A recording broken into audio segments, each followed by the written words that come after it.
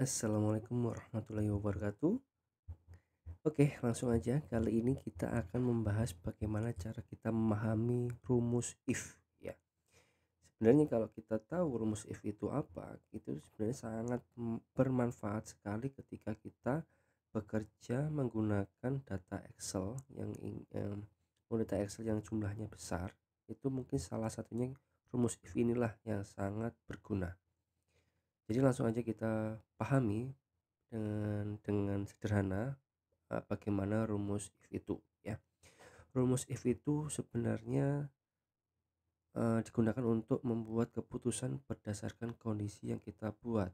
Kondisinya nanti jadinya benar atau salah ya. Dasarnya sebenarnya simpelnya gini.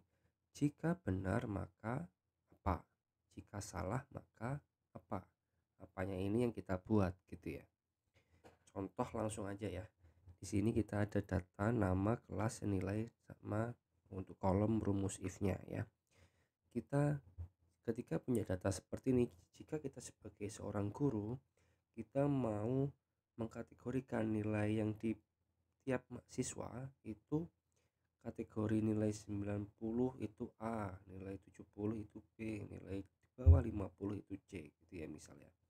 Itu kalau datanya sedikit kita bisa mengkategorikannya langsung aja manual, boleh, nggak masalah.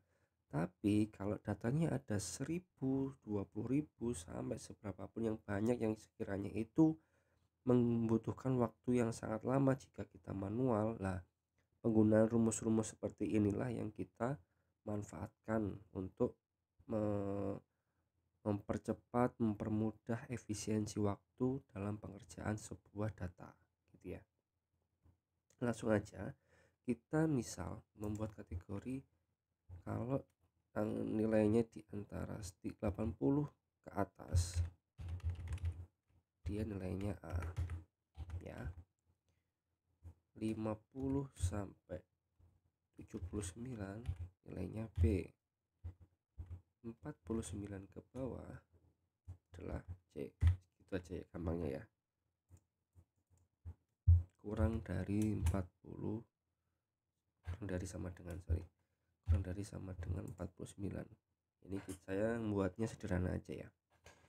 Nah, kita membuat kategori ini kalau datanya sedikit seperti ini sebenarnya manual nggak masalah ya kalau datanya sedikit ya. Tapi ini rumus-rumus seperti ini difungsikan jika datanya itu banyak dan kita nggak mungkin sekali kalau kita menggunakan secara manual ya, karena itu sangat membutuhkan waktu yang sangat lama ya. Oke, kita langsung aja ke rumusnya. Rumusnya seperti ini teman-teman. Sama dengan pasti ya, setiap rumus dimulai dari sama dengan if. Nah, di sini sebenarnya sudah ada keterangannya logical test. Logical test itu logika yang kita ingin buat ya. Ini biar nggak susah ya, kita buat dua kategori aja. Bentar, sorry, kita ulang lagi ya. Kita buat kategori aja. Di atas 70 ini tadi ya, 70 ke atas, sorry, 70 ke atas A, terus 70 ke bawah itu sama dengan B ya. Ini ya, kita membuat kriteria 2 dulu, kalau 3 nanti kesusahan ya. Yang penting paham dulu gimana penggunaan rumus if itu sendiri ya. Sama dengan if pasti seperti ini, mulainya pasti seperti ini. Kemudian di sini sudah dikasih keterangan logical test, titik koma, value jika benar, value jika salah. Kita ngikutin ini aja, kita nggak usah bingung-bingung. Kita ketika kita menggunakan rumus itu kita nggak usah bingung, kita mengikuti uh, formula yang sudah disediakan seperti ini. Logical test, yang penting kita paham apa itu logical test, apa itu value if true dan value if false ya. Logical test itu adalah logika yang ingin kita buat. Logika yang ingin kita buat adalah ini, 70 ke atas adalah A, 70 ke bawah adalah B ya. Jadi karena nilai yang kita gunakan adalah di sini, kita ya gunakan ini. If kurung buka nilai yang kita mau logikakan, jika nilai ini lebih besar ke atas, kan 70 ke atas ya, sama dengan atau gini, 70 ke atas berarti kan di atasnya 69. Jadi gampangnya di atas 69 termasuk 70 berarti ngikut ya, tapi 69 enggak ya. Terus ini sudah jadi, ini adalah logikanya. Jika nilainya D9 ini atau 90 ini lebih besar dari 69, maka A eh, maka A jangan lupa ya, jangan lupa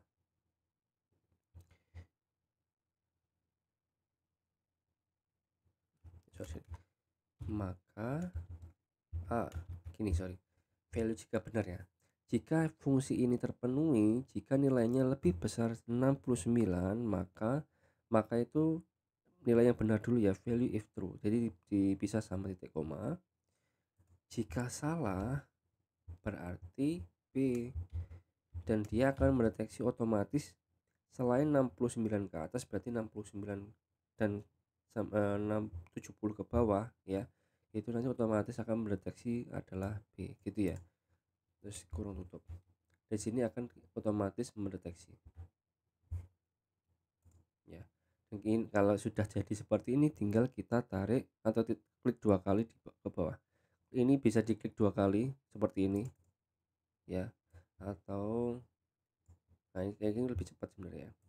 Nah di sini sudah kelihatan ya, jadi sudah keluar nilai kategori nilai yang kita buat.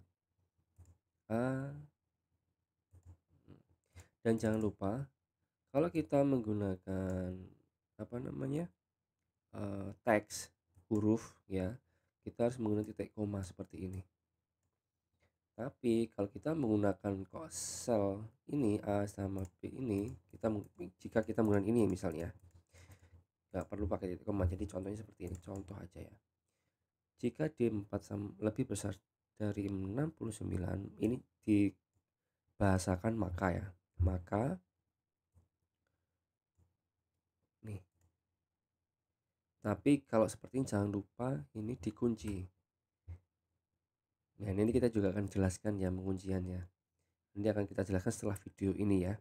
Jadi nggak usah khawatir, ini pokoknya di F4 aja ya. Cara menguncinya itu di F4 di keyboard. Di keyboard itu ada F4 atau ditambah dolar, manual, secara manual tambah dolar di depan G sama di depan angka 4-nya ya. Terus ini yang B juga sama. Ini kita ganti B, yang B kan di sini kita kunci.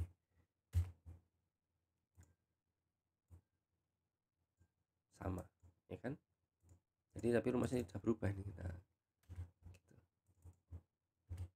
Mudah kan? Kalau masih bingung nanti bisa komentar aja, kita akan jelaskan lebih lanjut ya. Setelah ini saya akan jelaskan mengenai dolar, tanda dolar itu gimana cara membacanya dan apa fungsinya ya. Oke, sekian dulu untuk rumus if-nya. Jika masih bingung, mungkin penjelasan saya kurang jelas, bisa ditanyakan atau komentar aja ya, langsung aja. Terima kasih. Assalamualaikum warahmatullahi wabarakatuh.